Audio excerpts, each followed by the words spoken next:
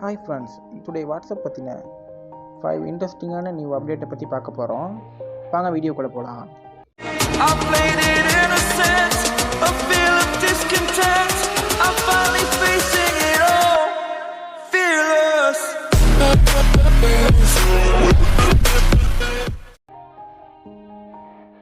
இந்த அப்டேட் மூலம் சென்டருக்கு நம்ம ஃபோட்டோவோ வீடியோவோ ஒன் டைம் மட்டும் ஷோ பண்ணுற மாதிரி காட்ட முடியும்.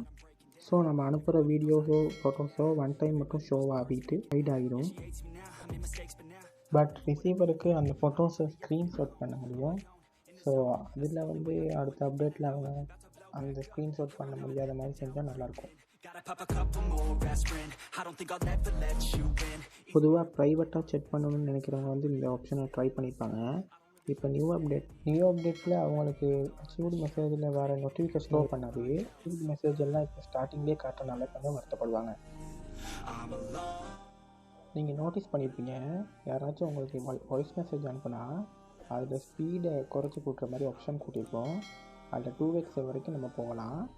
ஸோ இதனால யாராச்சும் பேசிக்கிட்டே இருப்பாங்க ஒவ்வொருத்தங்க. ஸோ அதுலேருந்து தப்பிக்க நம்ம ஸ்பீடாக கேட்டுட்டு நம்ம வேலையை பார்த்துட்டு போயிடலாம்.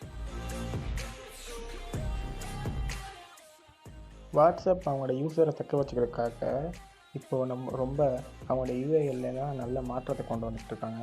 எக்ஸாம்பிளுக்கு நம்ம காலர் ஸ்க்ரீன்லேருந்து வர ஐக்கனாக இருக்கட்டும், அதில் காலரை எட் பண்ணுற விதமாக இருக்கட்டும், நல்ல ஒரு இம்ப்ரூவ்மெண்ட்டை கொடுத்துருக்காங்க. நம்ம செட் பாக்ஸ்லையுமே அந்த இம்ப்ரூவ்மெண்ட்டை பார்க்க முடியும். அடுத்ததாக செம்ம இன்ட்ரெஸ்டிங்கான ஒரு அப்டேட்டை தான் பார்க்க போகிறோம்.